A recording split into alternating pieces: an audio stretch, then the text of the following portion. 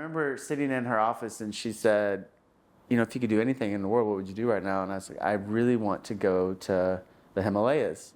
I feel very called to go into the Himalayas. And she's like, well, why don't you? And I was like, because I can't. And she's like, but why can't you? I'm like, I just can't. And she's like, well, why? So the first episode, you got to do the intro with the boss. Here's the first part of this. I've heard many, many stories from your sister about childhood and everything. Well, she has a better memory than me. Yeah, I know there's many reasons to black things out. But the one question that everybody would want to know, not about me, what was it like growing up having your sister be Christina Rahm? Well, she's quite a bit older than me, like 5.5 years older than me. And my older sister, Mary Margaret, she was about 7 years older than me, and she really did not spend much time with me. She was on her. I don't think Mary Margaret spends much time with anyone. Well, to be fair to her, I was a lot younger, and I was probably annoying, to be honest with you. And so Christina Christina had a club, and she let me in the club. And literally, she had a clubhouse. They had multiple clubhouses, and I got to be in that club. Now, granted, I had to do some things that were questionable to be in that club, but it was pretty amazing as a kid. I've heard that the club existed. There was her and Leah, maybe a couple others, and Lori, Leah's younger sister. Yeah, and then there was you. Yes. So, which I thought it was awesome because I was raised with my sisters, so being with a bunch of women or girls was pretty awesome. Yeah. The part that was not awesome is that the initiation was like eating dog food and things like that. So you were with a bunch of girls, but you got brought into a fraternity. Basically, as an early child. I got initiated. But she, I mean, honestly, I just probably was her shadow more than anything else. She let me be with her. I remember all these, she's probably told you about all the animals she had. Yep. There was a pet store that was sort of a house that was 3 blocks away. And I just remember making that trek with her all the time. With now we have a gerbil, and now we have this other thing. And it would always get loose in the house. And then it was, what was the cat's name? Oh, we had Bob Jr. Those are the ferocious cats. It wasn't Midnight. It was which cat was it that froze outside? Oh gosh, I remember, but I don't remember the name. We had a lot of animals die. Yep. A lot. And then Mary Margaret turned into the one known for having accidents with many pets. That's an adult, yes. Kind of the history. I think it's the fun part of growing up around animals, which is I think it's crucial for everyone to have, because you get to learn to deal with death. Yeah, I agree with that. Now, growing up in a veterinary practice, I mean, that was the one fun part I won't say the fun part, but one of the most enlightening pieces of actually being there in the clinic and with owners that didn't understand how important it was to be present, at the point where you're putting an animal to sleep. Yeah. So many people would drop off their animals because they couldn't deal with the emotions, and they forgot that the point of the emotion was being present, because it wasn't you leaving, it was one of your most valued friends, and walking through that process, but being able to be there and tell them that it's going to be okay, and that you watch the pain go away when they go to sleep. And so it's important. And then there's also the sound of turning on the car and hearing the fan belt go rip. Oh gosh. That's Mary Margaret. and that happens to be the Mary Margaret story.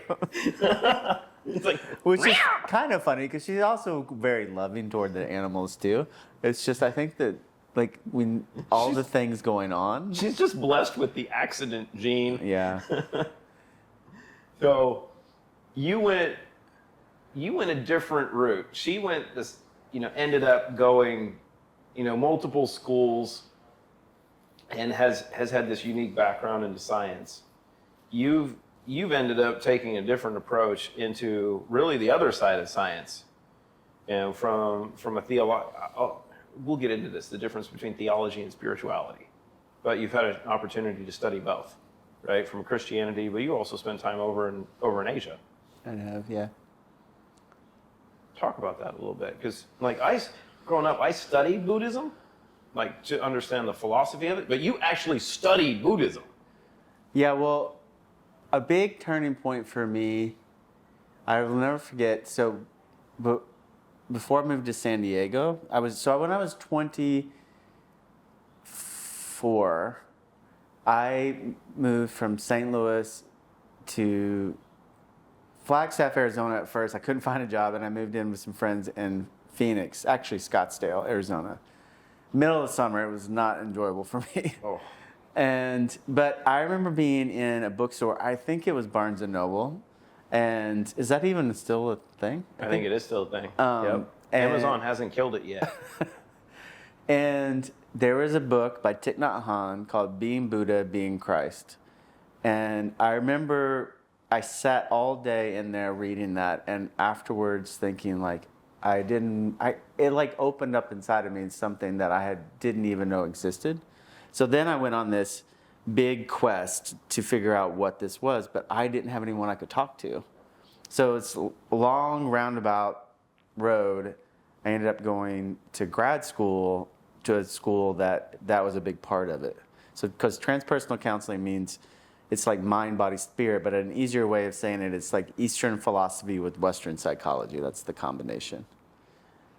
And you didn't do this a couple of years ago. Yeah, this was a long time ago. I started in 2000. So when you look at the study of the arts and where we are now, it's basically learning a long time ago, or learn philosophy a long time ago, learn the practice over the last 20 years, and now everybody's starting to talk about it. It was really interesting. Honestly, Jocelyn and I talk about this sometimes. There were so many things I was studying that if I mentioned it to someone, they wouldn't even know what I was talking about. Like somatic psychology, like using the body and like trauma being held in the body. Like we were talking about that. No one was talking about that. Like at all. Breath work, no one was talking about breath work. No one's talking about breath work. Now we're like, oh yeah, no, this is kind of a good thing. Yeah. It was pretty, it felt normal for me at the time.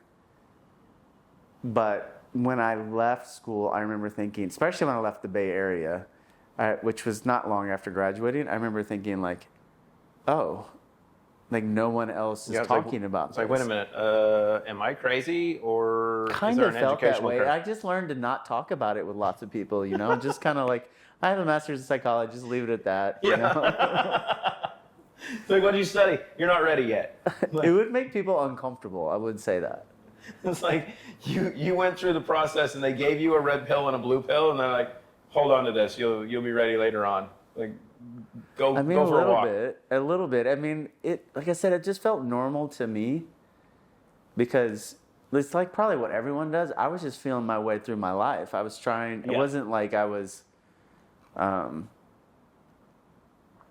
It's all I knew. I knew what I was. And honestly, you asked me about going to Asia. When I had this big depression when I was 25 and a half, when I was coming out of that, I was seeing a transpersonal psychologist. That was my first experience of that. And it changed my life. But I remember sitting in her office and she said, if you could do anything in the world, what would you do right now? And I was like, I really want to go to the Himalayas. I feel very called to go into the Himalayas. And she's like, well, why don't you? And I was like, because I can't. And she's like, well, why can't you? I'm like, I just can't. And she's like, well, why? And I didn't have a very good answer, other than like I probably didn't have the money. She's like, well, you have credit cards. I was like, oh, that's true. It's like, well, you're a good life coach. So yeah, I went. Mainly I spent my time in Nepal. It was almost 4 months, and that was a big. That was before I started grad school, and that was a big deal. What was that journey like? Because that's an area I've studied a lot, and we've met Rinpoche a couple times, and he's cool. and seeing his nature being around him. Did Christina tell you about the second or third time we ran into him? So we happened, this is the craziest thing, right? So we met. Where are you? Where did we meet the first time? I'm trying to remember the first time we met. Might have been in New York. We were at an event in New York, and they're like, this is Ram Poche. He's like the next Dalai Lama. I'm like, all right, cool. So just chatting with him. He's really, really quiet, really nice guy. Philosophically, he's pretty cool. It's interesting, though, is always ask for money. Who knew? But so like a few months, year later, this is only a couple of years ago, we were in Davos because Christina was speaking about actually changing the world in a good way. And we're walking down the street in Davos, in the good part, and she was walking ahead of me, and I heard this voice be like, and just whisper, hey. And I hear this, hey. I'm like, what is going on? And I hear it a third time, hey, and so I turned around, and it was literally that loud. And I turned around and looked, and he had a little parka on with his assistant. I'm like, yo, what's going on? He's like, hello, how are you? I'm like, oh my God, it's good to see you. What are you doing here? And to see the philosophy, right, and understand the nature, but then to study Sherpas and the philosophical basis over there. What's it like seeing it in person? And like you said, that influence for the time that you were there, how did that shape not just the philosophical basis, but learning from that culture? Because I think it's the cool part with travel is you always take a little bit of the place with you. And you see that here. Everybody has to come visit Portland to what you guys have built because you can feel the influence, from an Eastern philosophy and a Western philosophy all in one house. It was life-changing, that's for sure. I mean, the people there was this quiet peace that you could feel in people that was so different than the chatter that I was used to in the United States. That was a big thing for me. Like, even in Kathmandu, which is pretty busy, bustling city, it's much different than cities in the United States, but still super busy. You could feel that. I could feel that. But when I went to the smaller, especially the mountain areas, because I climbed to Kalapatar, which is a little bit higher than base camp of Everest, and that trek took a long time, and it was just the people were so, quiet and beautiful and smiled all the time. I was not used to how much people, like the genuine kind of smile, not the like, I'm trying to make you feel better kind of smile. Yep. That was a big deal. I mean, honestly, like, there was a little reality for me of like, it's not all perfect, which was good. Like, I think I'd built up like, oh, this culture is going to be like perfect. And it was relieving that it wasn't, that I could see like some of the struggles that they had. There actually were multiple riots while I was there, mainly over money. Funny how that works. And I did my first 10-day meditation retreat, silent meditation retreat, which was a pretty big deal. I'd never meditated before. Hit on that real quick. So not only just the meditation aspect, which I think is crucial. You went silent for 10 days? Yeah, which was, I mean, in some ways my personality, that's not too difficult because I'm happy in the quiet. Yeah. That being said, is that because your sister used to keep you locked in the closet? Oh my God. So when I'm on the phone, Jocelyn knows if I'm on with my sisters or my mom because she's like, you just go, yep, That's how I was raised. Someone had to be quiet somewhere, or there was nothing. No one was going to hear anything. No, it was amazing. It was like it was the first time that I think I touched something inside of me that was pretty deep, and I didn't really know what to do with it, to be perfectly honest, but the sensation, I really did feel it in my body. And I think what happened was then I went searching for that when I came back home and went to grad school. I went searching for that sensation that was, it was like a connection to spirit, but it was also like just a connection to this deeper part of myself that I didn't even know existed before then. And that led to a pathway of learning stuff that was 25 years ahead of everybody else from a thought process. I didn't think of it as that when I went there. No, yeah, you never think of it when you're in the middle of it. Yeah, but in hindsight, yes. I think because we're still, like, now things will get, still to this day, things will get introduced. And I'm like, man, we were studying that back then. And, you know, that's now 25 years ago. And I, like you said, when I was in it, I just thought, well, everyone must be talking about that. And this is kind of before the internet. This is before all of that, right? Yeah, you couldn't Google it. Exactly. You really couldn't. And so I think I didn't know. I was sort of naive in that way in some ways. I didn't know that everyone wasn't talking about it. Well, I think it's the fun part of, you know, whether it's a research process, a development process, when you're in the middle of it, you don't pay attention to anything else going on around you, right? It's just is, and you're present. So it's not paying mind to anything else. And then when you stop and pause, you go, wait a minute. Yeah. We can't have that conversation yet. Yeah, I mean, in some ways, it's like the creative process for me when everything kind of goes away and it just is the thing. Yeah. And to me, like, there's like a purity to that I really love. And it's one of the adages that I've adopted. I think I got it partially from growing up hunting and being in the woods with my dad. Was, you know, I forgot whose philosophical quote, if it was biblical or if it was like Plato or Aristotle, but, you know, just be still, right? And the ability to just be quiet. And it was one of those, I didn't get to go hunting as much with my dad as much as my brother did because I was the oldest one, so they were having more financial success by the time I left. Yeah. But kind of the same approach where Papa, you know, the legend is known for killing many, just a plethora of animals as a hunter. Still, it's absolutely epic. At 83. At 83 or 84 years old, 4 times a week, he's still going out. It's like, hey, we need to go get doves. We need to go. Go kill some turkeys. It's duck season. I'm like, you know what? We need to hang out more. But one of the things that I learned from my dad was initially, you know, like deer hunting, one, the importance of being a hunter, but that it kind of moved into the point of time of just being able to spend time in the woods, of just to go and be present in nature and not worry about anything else, just be quiet. And, you know, that was, I didn't do breath work. I haven't until 3 weeks ago. Really? First time. The first time I've actually ever done real breath work was like three weeks ago, and I was in Arizona with Dr. Sean Drake. See, Sean, I'm dropping something for you. And Sean's one of the best I've ever met.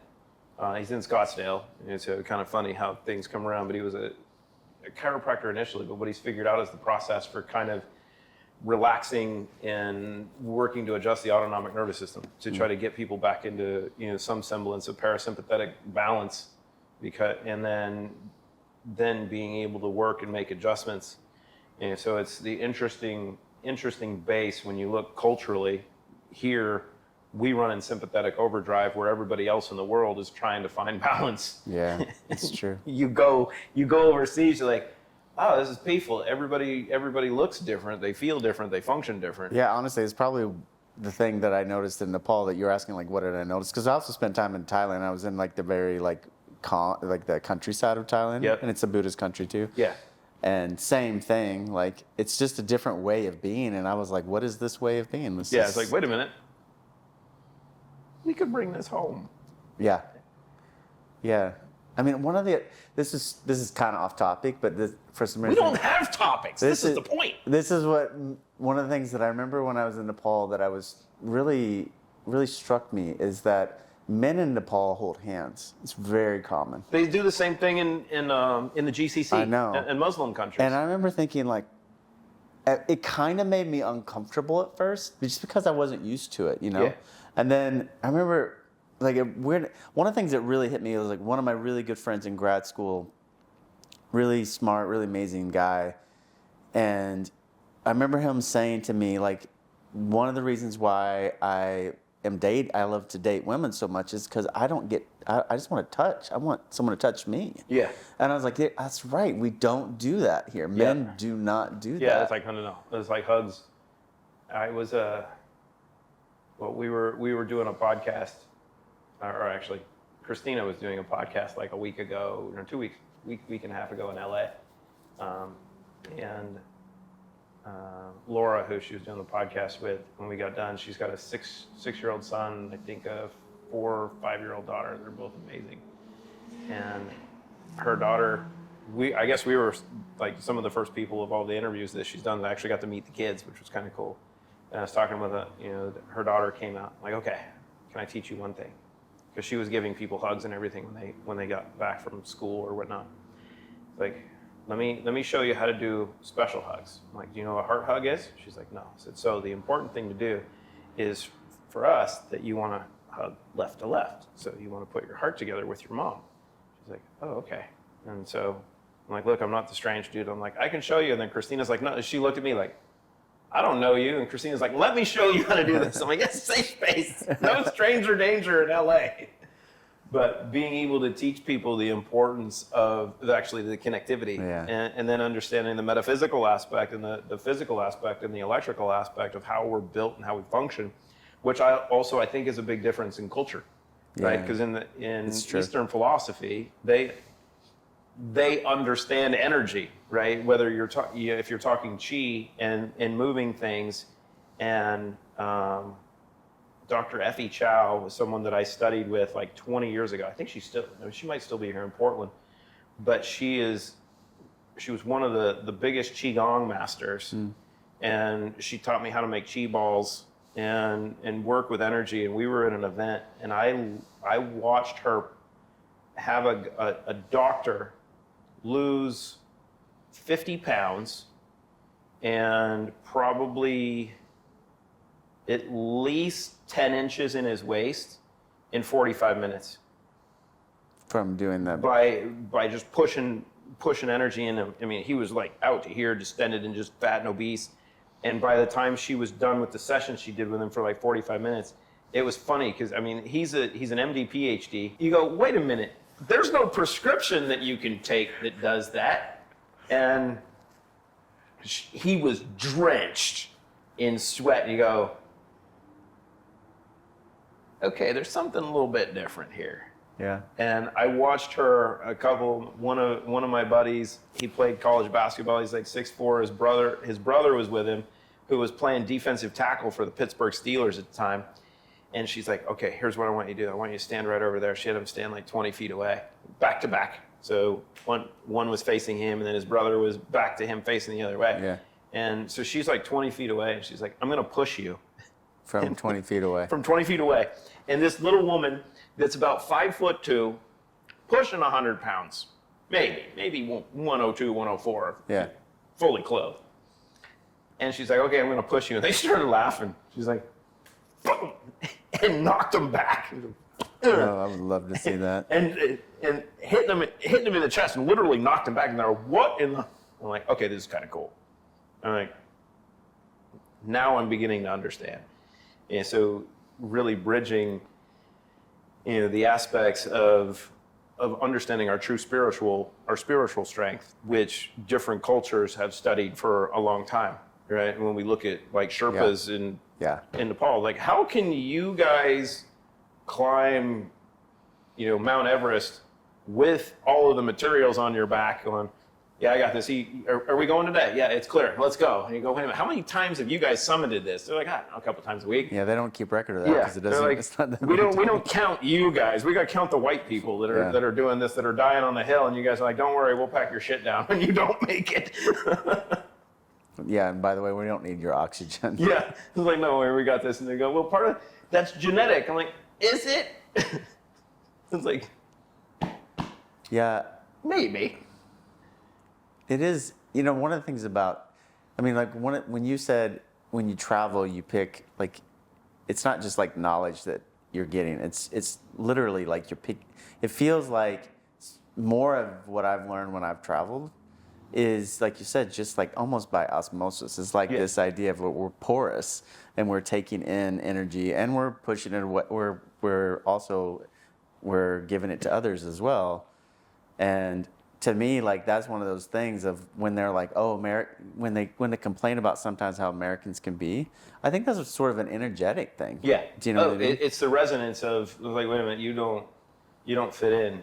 And we were in Dubai in October of last year, and I got to hang out with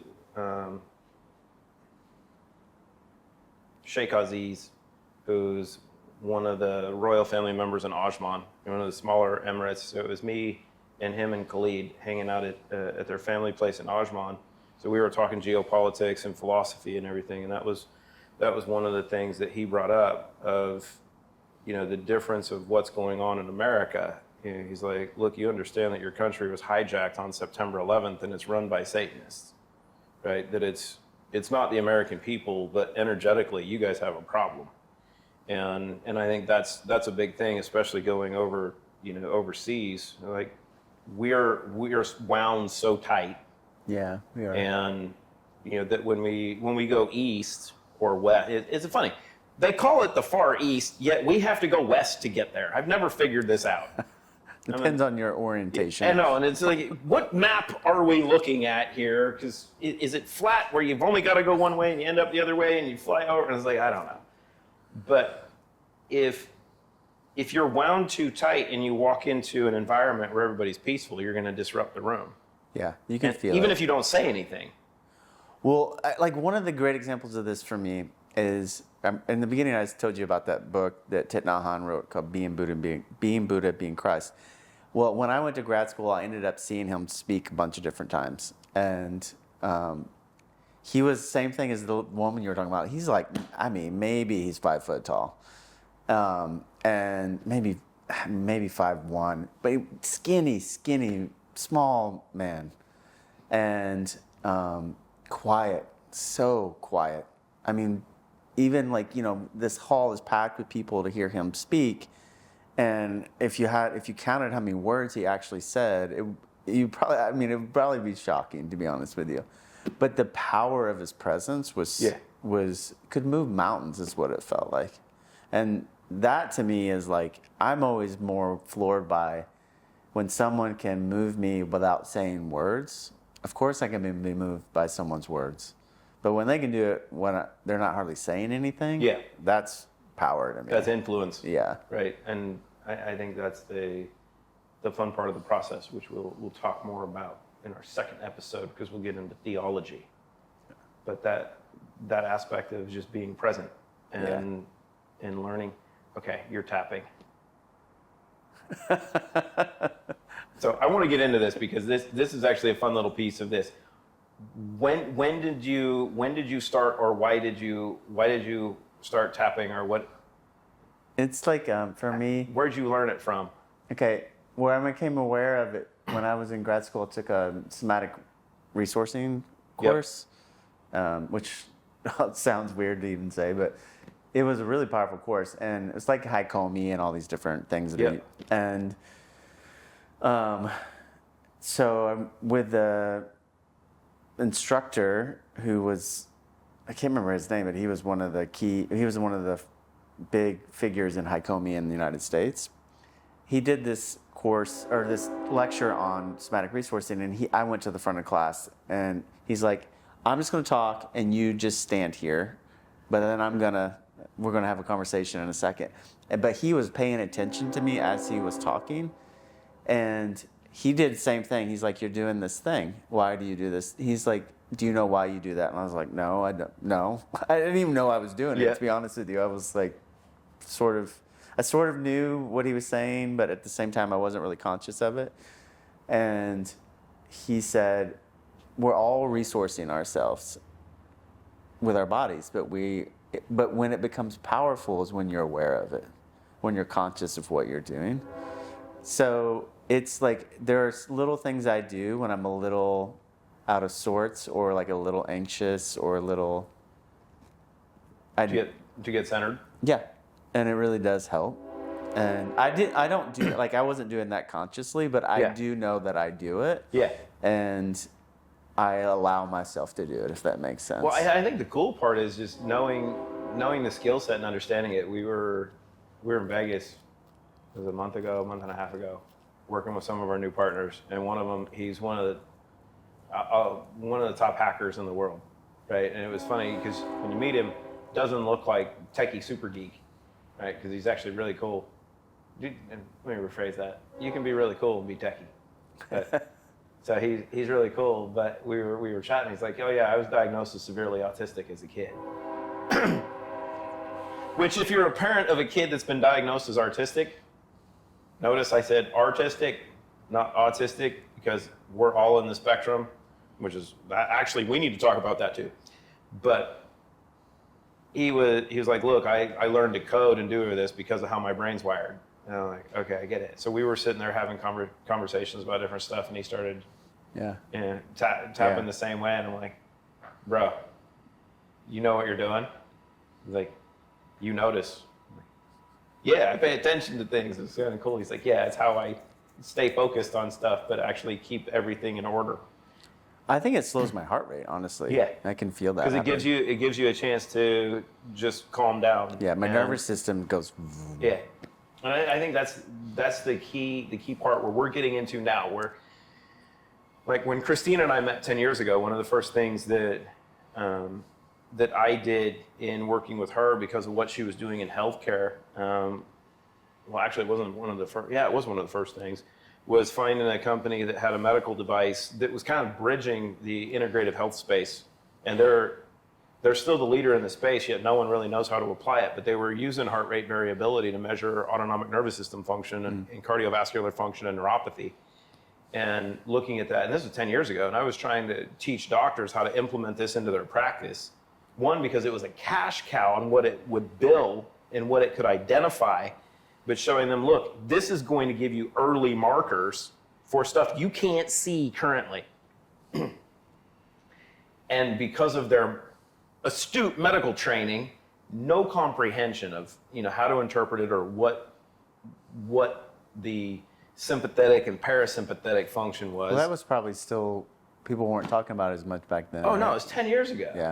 Yeah. And what was interesting of, I knew what I would end up applying that for later on because of what I knew, what Christina and I were going to end up doing, which is become Root and doing things, but showing people, the importance of identifying a risk, but also knowing it's like, look, you just need to find balance, right? Because if you can work to find balance, a lot of the stress, everything else will dissipate just when you become present. Yeah. And now, it's that journey of going, okay, what is it going to take for you to get there? And we get to walk. Yeah, I mean, man, that subject, I can go on that subject for a while. Round two!